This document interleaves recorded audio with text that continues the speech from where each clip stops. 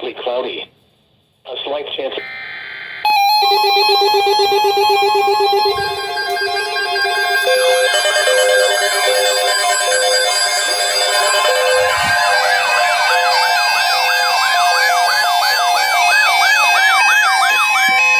The National Weather Service has issued severe thunderstorm watch number 90, effective until 7 p.m. Eastern Daylight Time. This watch includes the following counties in Florida: Pasco and Polk. Remember, a severe thunderstorm watch means that conditions are favorable for the development of severe weather, including large hail and damaging winds in and close to the watched area.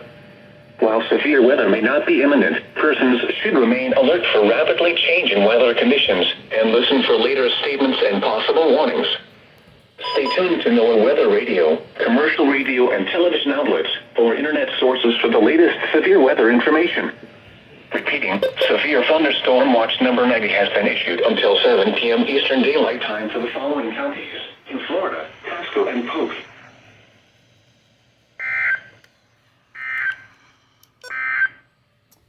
Now for the official National Weather Service forecast issued 5 a.m. Saturday, April 2nd, 2022 for the KHZ 32 listening area for the following counties. Interesting.